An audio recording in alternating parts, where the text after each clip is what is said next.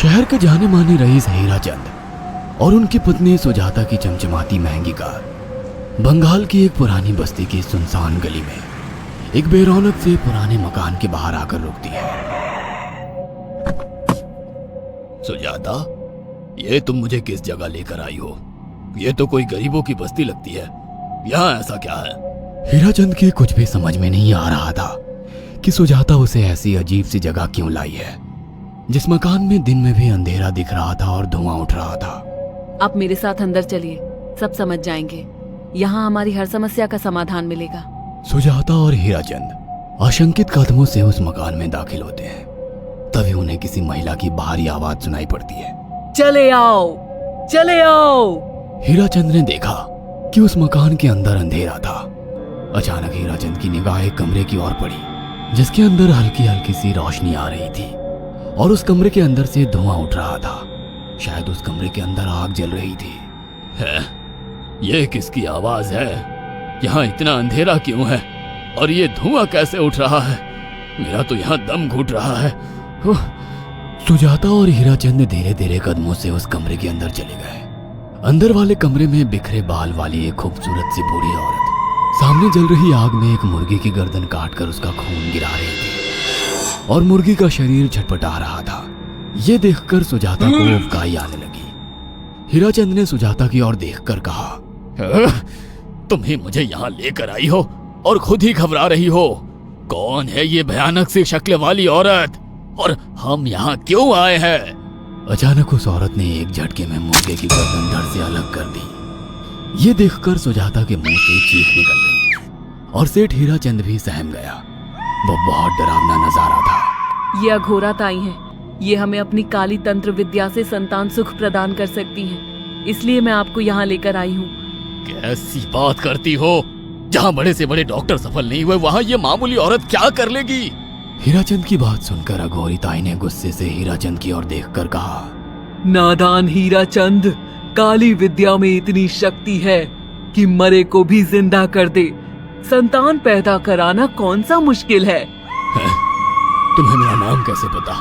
क्या तुम सच में हमें संतान सुख दिला सकती हो? तुम जितनी दौलत मांगोगी मिल जाएगी, अगर ये संभव है तो।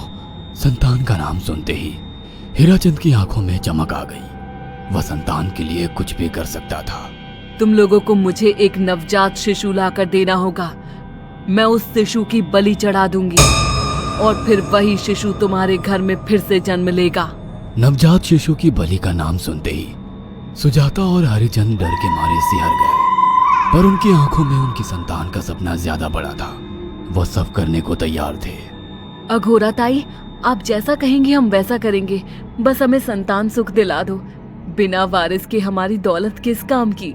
संतान सुख के लिए अंधे हो चुके सुजाता और हरिचंद अपनी नौकरानी शीला से एक नवजात बच्ची चोरी करवा के अघोरी ताई को दे देते हैं।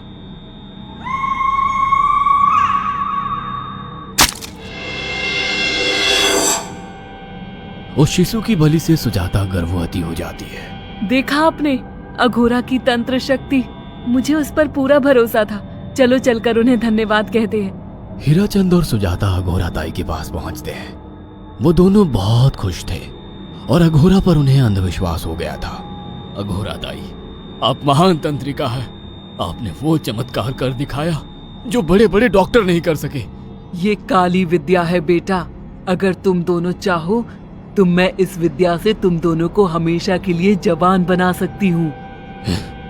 क्या सच में ऐसा संभव है? हाँ बिल्कुल, पर इसके लिए तुम्हें जवान लड़के और लड़कियों की बलि चढ़ानी होगी। तुम उन्हें यहाँ तक लाओ, बाकी मैं देख लूंगी। जवान रहने की लालच में अंधे सुजाता और हरिचंद एक अनाथ आश्रमों से हर रोज एक लड़की या लड़के को गोद लेने के बहाने अघोरी के पास बलि चढ़ाने ले जाने लगे। और एक दिन अघोरी ताई ने हीराचंद और सुजाता से इंसानी मांस खाने को कहा। पूरी तरह से इंसान से हैवान बन चुके अब वो दोनों इंसानी मांस खाने के लिए तैयार भी हो गए। ये गर्म खून और मांस खाकर तुम लोगों की उम्र भी बढ़ जाएगी। खाओ इसे। हाँ, सच में ये इंसानी मांस बड़ा स्वादिष्ट है। अघोरा ने अपनी बातों में फंसाकर सुजाता और हरिचंद को नरभक्षी बना दिया था। वो तीनों हर दिन बलि चढ़ाकर खून पीकर मांस खाने लगे। नौकरानी शीला भी नए शिकार लाने में उनकी मदद करती थी, मगर एक दिन शीला को शिकार नहीं मिला। मेम साहब, आज एक भी शिकार हाथ नहीं लगा और मैं बहुत थक गई हूँ और घर जाकर थोड़ा आराम करना चाहती हूँ। कोई बात नहीं शीला, एक छोटा सा काम है, तुम हमारे साथ चलो, लौटते में हम तुम्हें घर छोड़ देंगे। जी मेम साहब। शीला नहीं जानती थी कि शिकार नहीं मिलने से सुजाता और हरिचंद अंदर से बौखला गए थे और उनके दिमाग में एक शैतानी चाल चल रही थी। सुजाता, ये बेहोशी की दवा है। शीला के कार में बैठते ही तुम उसे सुंघा देना। आज हमें इसी की बलि देनी होगी। इसने हमारे यहाँ का बहुत खाना खाया, अब हम लोग इसे खाएंगे। वैसे भी ये आगे चल के हमारे लिए खतरा बन सकती थी। कार में बैठते ही सुजाता शीला को बेहोश कर देती है और वो लोग सीधे अघोरी ताई के यहाँ पहुंच जाते हैं, जहाँ अघोरी ताई शीला की बलि चढ़ा देती है और तीनों मिलकर उसे नोच कर खाते हैं। अघोरी ताई, हमको बलि चढ़ाते हुए पूरा 1 साल हो गया है। हमारा बेटा भी साल भर का हो चुका है। अब और कितनी बलि देनी होगी?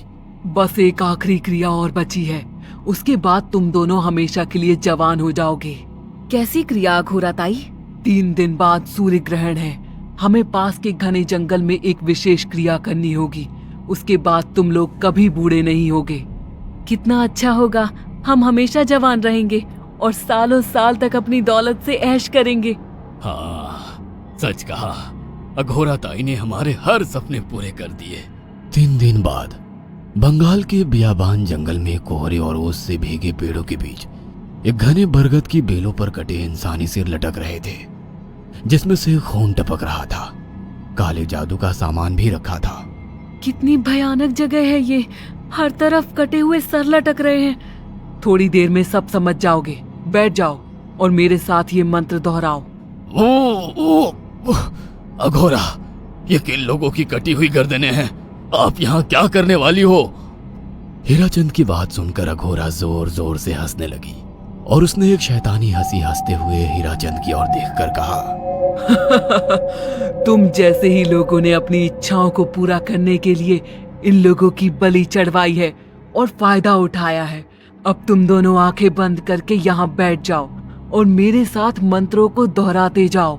अघोरा ने सुजाता और हरिचंद को वशीकरण मंत्र और काले जादू के इस्तेमाल से सम्मोहित कर दिया और देखते ही देखते वो एक भयानक डायन में बदल गई और चीखती हुई बोली, अब मैं तुम दोनों की बलि चढ़ाकर अमर हो जाऊंगी, क्योंकि तुम लोगों ने 100 लोगों की बलि का खून पिया है। देखते ही देखते उस डायन ने फरसे से एक एक करके सुजाता और हरिचंद की गर्दन काटकर जल रही आग में बलि चढ़ा दी और उनका गर्म खून पीने लगी। जब तक तुम जैसे मूर्ख और लालची लोग अपने फायदे के लिए दूसरों को मेरे पास लाते रहेंगे, मैं उनका फायदा उठाकर ऐसे ही उनकी बलि चढ़ाती रहूंगी। दरअसल अघोरा एक डायन थी और अपना स्वार्थ पूरा करने के लिए उसने हीराचंद और सुजाता की लालच का फायदा उठाकर उनकी भी बलि चढ़ा दी। बुरे काम का बुरा ही नतीजा मिलता है। अगर आपको हमारी ये कहानी पसंद आई हो तो इसे लाइक और शेयर करना ना भूलें।